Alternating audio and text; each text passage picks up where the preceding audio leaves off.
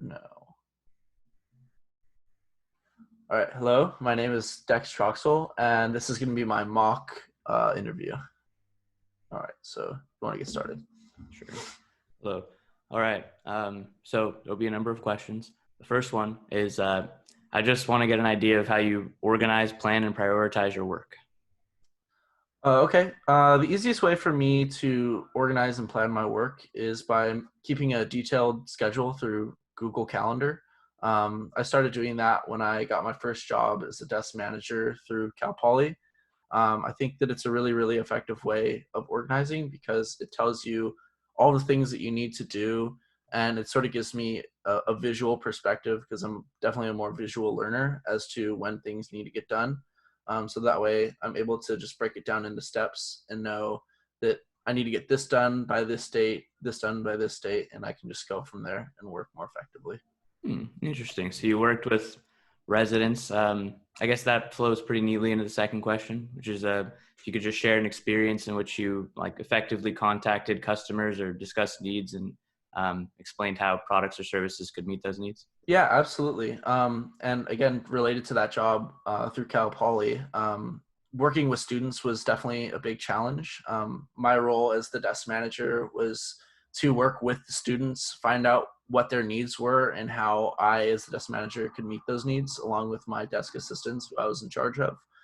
Um, and those range from basic functions, such as just being able to have sports equipment there, like volleyball nets, basketballs, things along those lines, to working with the staff, the cleaning staff, as to when was best to have the bathrooms clean and things along those lines. Things that affected their day-to-day activities. So just communicating with those residents, finding out what they wanted to improve and what they thought that was the best course of action for me, and then going through that with my desk assistants, organizing everything and making sure that they had the best experience possible. All right. Going further down that line of questioning, could you share an experience in which you successfully shared a difficult piece of information? Yeah, I won't name names because, of course, that's against the contract that we had as the desk manager. But during my time there, I did have to terminate one of my employees. He had not been following any of the instructions that I had given him throughout the training process, and it was definitely hurting the residents and it was hurting the rest of the staff because when when we worked, it was basically a chain. So when one person ended, the next person started, and your role was basically to serve the residents during that time. And at the end, you had to clean up, you had to log off the computers, you had to log what you had done for the day, and you had to log your time. And it happened too many times that that employee did not do that. So we ended up having to terminate them. And it's always a difficult decision, making that final call, is this person hurting us more than they're helping us? And eventually I just decided, if he's not if they're continually not going to do their job correctly, and as I've advised them to do it multiple times, then it's probably better for the entire staff to have this person be terminated. So I had to go through it that way. That's pretty reasonable. You mentioned a lot of things like logging hours, a lot of things that sound like you'd be doing them digitally.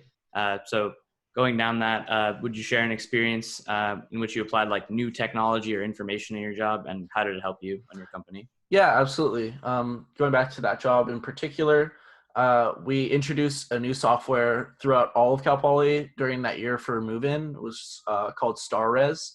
And basically, StarRes is a computer program that allows for dorm room front desks to essentially check out equipment, check out keys, and check in and out students when they are going to and from their dorms. So in order to implement this, I had to do about a 2-week training regimen for all of my employees at the beginning of the year. Um, and it was just general training, having to check in and out equipment. We had pots and pans and like Pam spray up front, and then sports equipment. We had balls and we had other things like that. So just teaching my employees how to check that out. And then on top of that, whenever students were coming in and out of the dorm, I also had to check, whether they had their key card and then other things like that. And then for breaks, they had to check out of their dorm and then check back in. And I think that implementing the technology made it much more effective and much more quick overall, because in the past you had to fill out cards with information, but because it was all done online, you could easily just sign in and out via your smartphone, and made it much quicker and much easier for all the students and for my staff, of course, because they had much less paperwork to do and more just click on buttons, and that was about it. It's pretty interesting. You mentioned earlier that you had to terminate a employee in the past, uh, and so as a result, you probably weren't able to like effectively change the way that he thought. That's just happens with some people. But I was wondering if you could describe a time in which you were able to successfully persuade another person into changing their way of thinking or like their behavior. Yeah, absolutely. Not particularly with the desk manager position, because most of that was directed to me from overhead and upper housing. But when I worked at the Lakes del Segundo Golf Course, we were going through a big transition period throughout the course, because historically the course had been losing quite a large deal of money. And the course manager at the time, Scott Morgan, was trying to find out new ways in which he could bring new customers in. And he thought in the beginning it would be most effective trying to bring in returning golfers. But from my experience through golf, through the sport of golf, and just working at the golf course over the years, I saw that the big priority of his work should not be bringing in returning golfers, and instead should be trying to get in new golfers. So initially our advertising was targeted towards newspapers, you know, targeting an older generation basically of returning golfers, ages, 50 to like 70 years old, which is a vast majority of current golfers.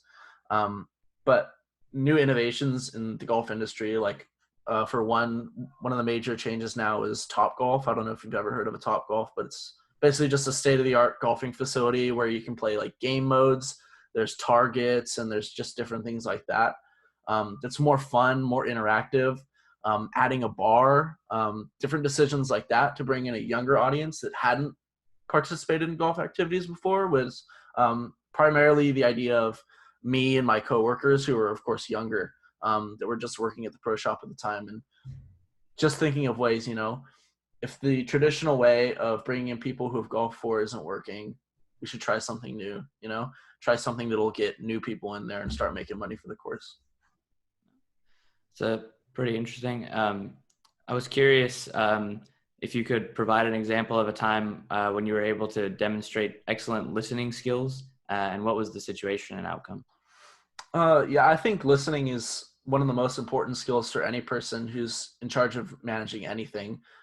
Finding out the needs of those around you and the needs of the people that you're managing is always going to be super important. So a particular example is when I was desk manager, listening to my desk assistants, because I wasn't always on site. Most of my work was actually from home, making scheduling, talking to upper housing as to what things needed to get done in order to get to the point where our customers were satisfied, which our customers were the students.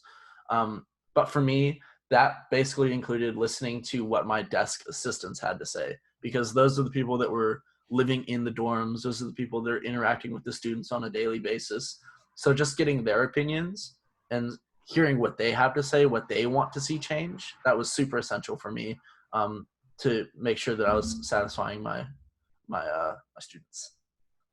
All right. Well, what you've described so far makes it seem like you have a pretty good work ethic. But I was wondering if you could share an example of a time when you went like above and beyond just the call of duty.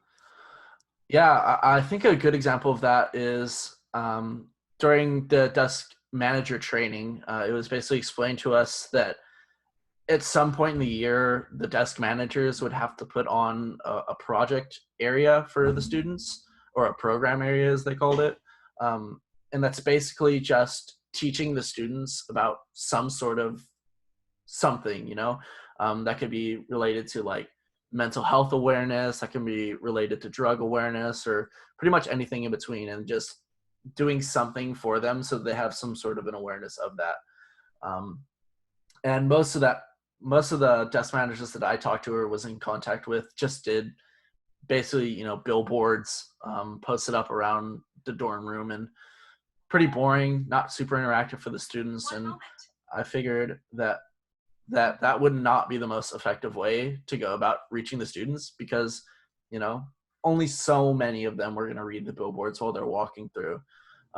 So instead, I was talking to my CSD, who's basically in charge of the building, and I instead set up a sort of like a carnival for the students in the dorm building, along with the helps of the RAs and of course in the CSD.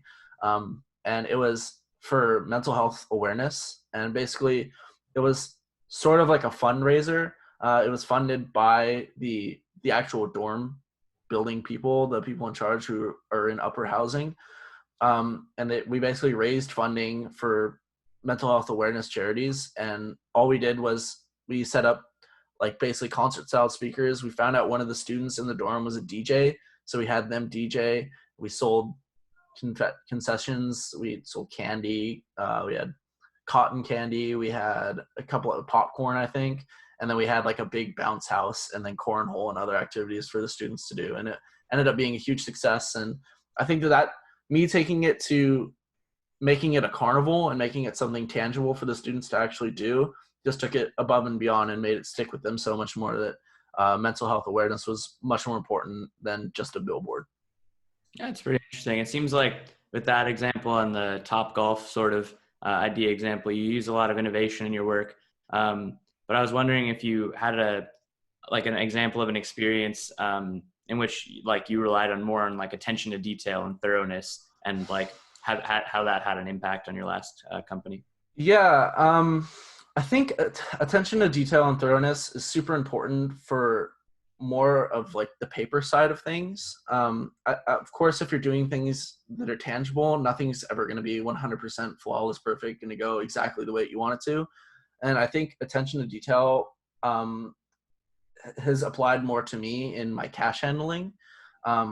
When I was working at the Lakes at El Segundo, I was working under the general manager, Scott Morgan, and we had all of our employees do count out at the end of the day. I'm sure you're familiar with what a count out is. Basically, you count the amount of money that's in the register at the end of the day and set up a bank for the next day.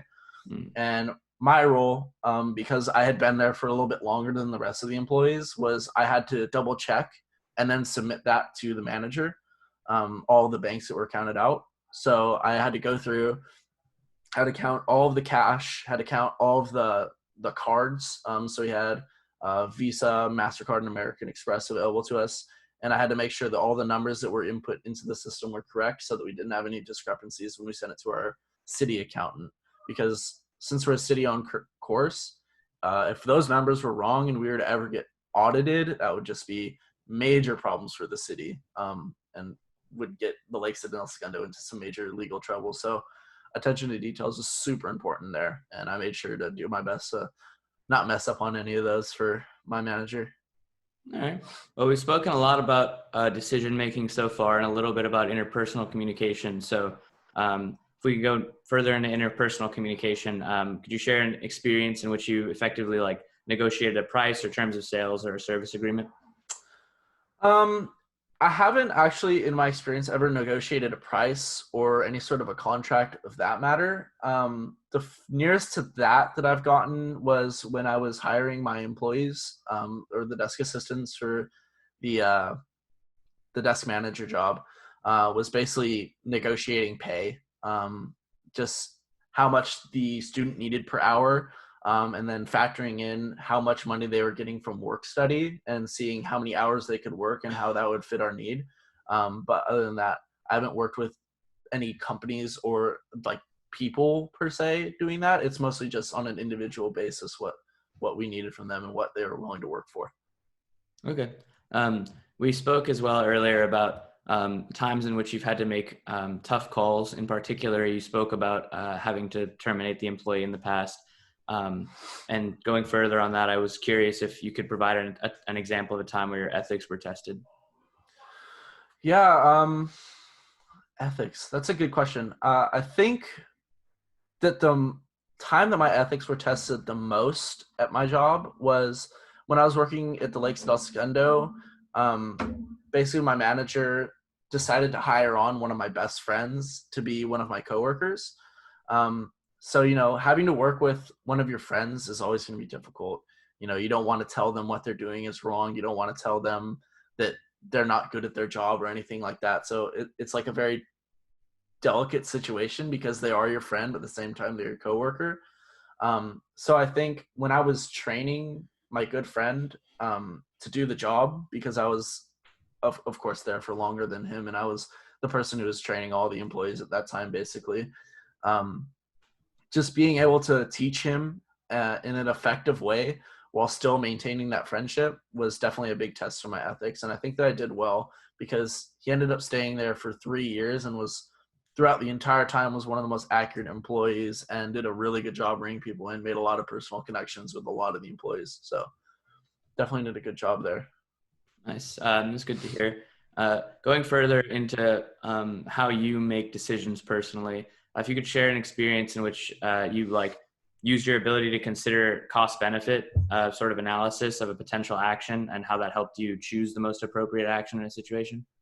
Yeah, pretty much every decision I make, I like to think more logically than emotionally. So I like to weigh out different details and see, you know, what's going to be the best for whoever I'm working for. Um, One example of that is I'm currently employed by a ramen shop in San Luis Obispo called Manger Ramen, and one of since coronavirus, of course, that's why we're doing the video call interview. Um, since then, one of the biggest decisions for us has been, you know, are there going to be enough students in San Luis Obispo to warrant us staying open? And, you know, a lot of employees working at Menka are depending on this job for any source of income. You know, that they have housing to pay. Housing in San Luis Obispo is expensive. So they're really depending on us staying open. But at the same time, our owners are definitely 100% going to be losing money during this entire period because the San Luis Obispo economy is almost entirely dependent on the student body. Um, so just working with my managers and trying to find out what the best decision for Menka is has definitely been weighing costs and benefits against each other and seeing, you know, what's the most effective solution to the problem. And so far what we found is we are willing to take zero profit for a short period of time and just break even if it means saving the jobs of those who really need it in San Luis Obispo while still being able to provide the service. So just for the few months that there's definitely going to be no students because President Armstrong, the president of my school, basically ordered students not to come back. Um, we're just going to weather the storm, feel it out, see how the numbers are looking. If we're going too far into a deficit, definitely cutting back on hours and ingredients costs because ingredients are, of course, what drive a restaurant forward.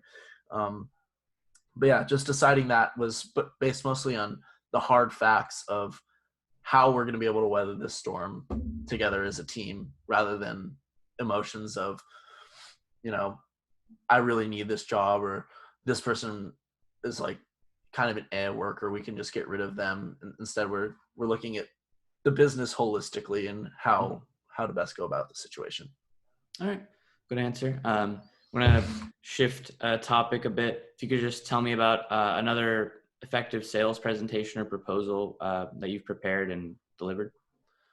I haven't really had much experience in sales presentations exactly because I've never been in sales, whether that be phone sales or in-person sales.